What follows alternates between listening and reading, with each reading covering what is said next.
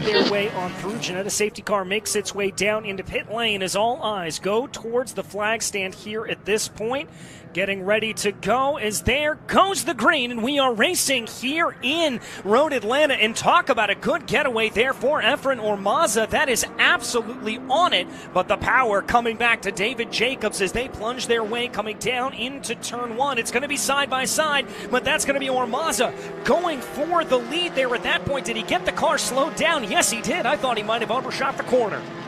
Yeah, David Jacobs there. I think he saw what Ormaza was doing and just thought, I'm going to live to fight another day. David Jacobs, really good driver, but also nothing against Ormaza, but has a lot more to lose in that Chevron B19. Just a car that unbelievable car with a lot of history. And Efren Ormaza in that Ford Spec Racer, a huge class in SCCA class racing where sometimes they'd have fields of like 60, 70 cars. Yeah, a lot of those cars, and now it's going to break out here a little bit as we watch Jacobs working his way back through the corner, and both he and Ormaza really dancing on throttle application and braking there at that point. You can really see that lack of grip in the cars. Probably going to take a little bit to get heat into the tires. It's a relatively blustery day out here at Road Atlanta and a little bit chilly track temps. Yeah, we were the grid at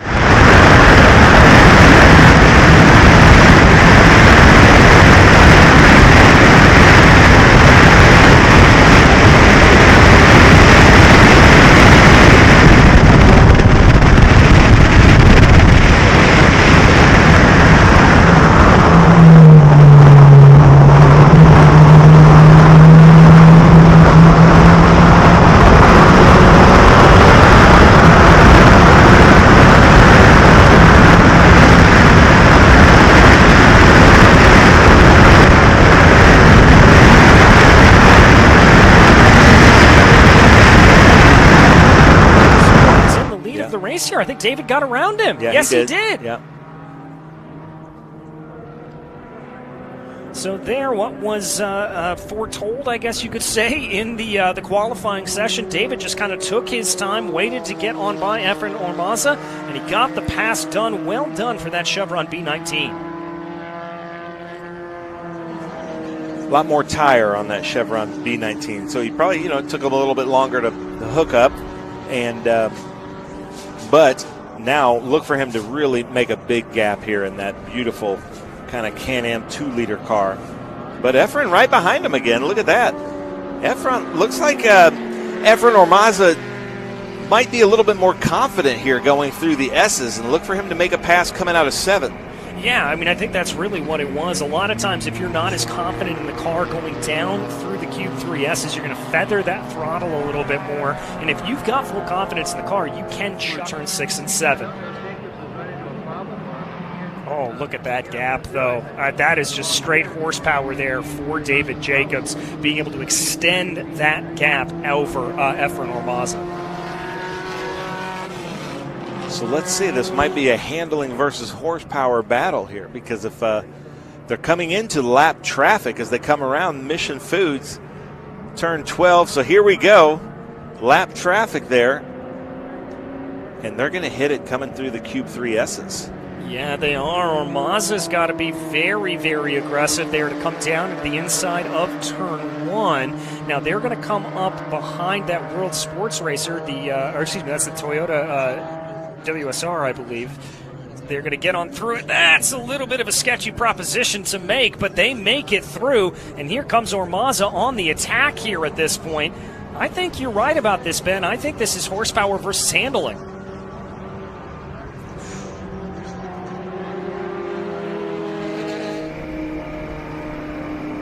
They take very different lines on the exit of 5 there, coming up into Customers Bank turn 6. And you can see when he gets on the brakes, the car, it looks like his rear brakes are hurting him a little bit there as David Jacobs, his rear end kind of wants to swing out a little bit, so he has to kind of feather the brakes a lot more than Ormaza does.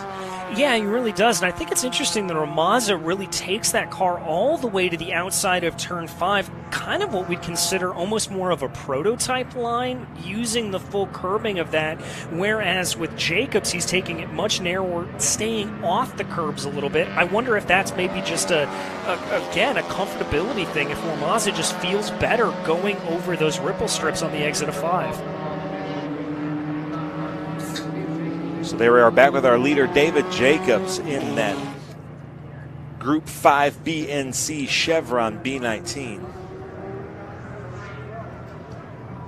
Now they have a clean lap ahead of them, it looks like. And there's the gap between the two leaders. Both of them are Group 5B, different categories of 5B, and different decades of cars, but running very similar lap times. Yeah, running very, very similar lap times. Indeed, the last time they came by, their lap times only separated by about 0.2 of a second in between the two. And their fastest time, well, the fastest time of the race belongs to Efren Ormaza. But let's give a little bit of love back here to John Nash in that Lotus Super 7. No, we can't break away from it. This battle is too intense up for the lead of this race. It is all over here at this point. So you can see how he uses the wide curbing, like you were saying, and they've just flattened out. This is the first time we've been to Road Atlanta with that new flattened out 5 exit, and maybe Ormaza just is a little bit more aware of that than David Jacobs. Yeah, that could certainly be a thing. I mean, we have. But you see how the car is, it's almost like he's got speed wobble when you're on your skateboard coming into the corners. Something's happening with the brakes that I feel like he's not super comfortable with. Yeah, he just doesn't necessarily feel like he has that car completely underneath him, and I've got to agree with you there about that. But the good news for him, it's not slowing him down too much. He just set the fastest lap of the race with a time of 1:37.587. Ormaza only about 1/10 of a second behind him, and he's only got to hold on for 2 more laps here at this point.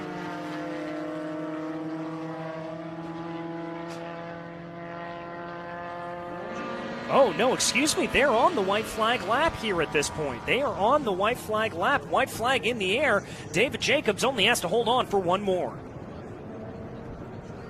And this is the biggest gap we've seen in a while coming through the S's. But there it is. Look at that. He closes that so quick.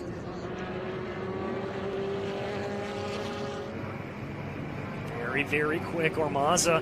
Now, this is the closest we've seen him really tail in behind, trying to suck up as much of that draft off the 33 as possible.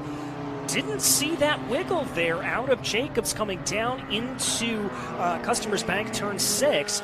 Now as they get on the throttle, that horsepower could come into play again here for Jacobs. Ormaza's trying everything he can to get in that draft, but look at that gap increasing. There's John Nash, our currently 3rd place, but leader in Group 3.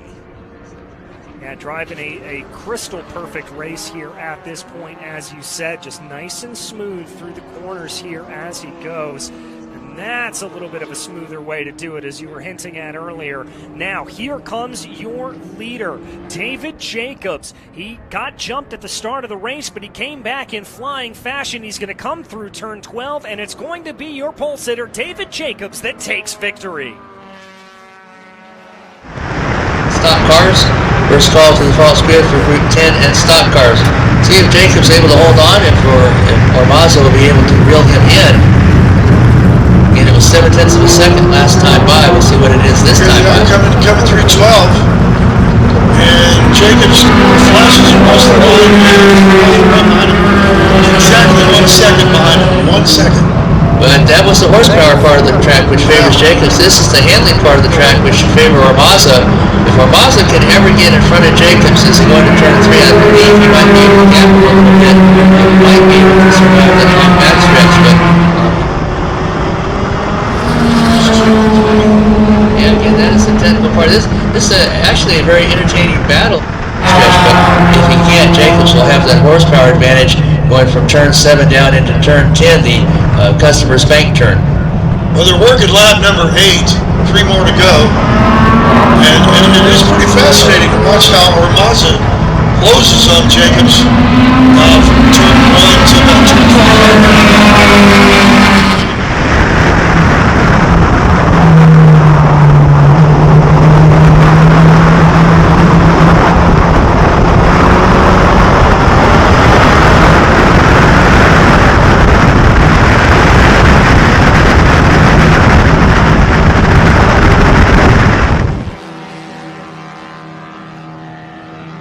Good stuff there for Jacobs. A little bit of a salute from Efren Ormaza. There it is, the wave from him.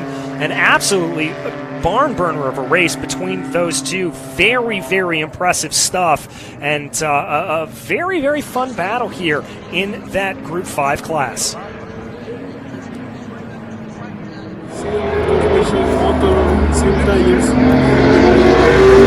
it fun about P1. That's what it was. The stock cars were hanging back there a little bit. Yeah, they did a split start. I was like, there's supposed to be a lot more noise going on. All right, Efren, you're on P1 there. Let's get everybody on the same top step. That's right. I can get close then. Make sure the medals look good. Efren, there we go. Michelle's helping with that. Excellent. Look at that, sun's just doing us some good right there. That sunshine is coming out right now. All right, that's Group 3, 7, and 5B. We're going to do it again tomorrow. I think David...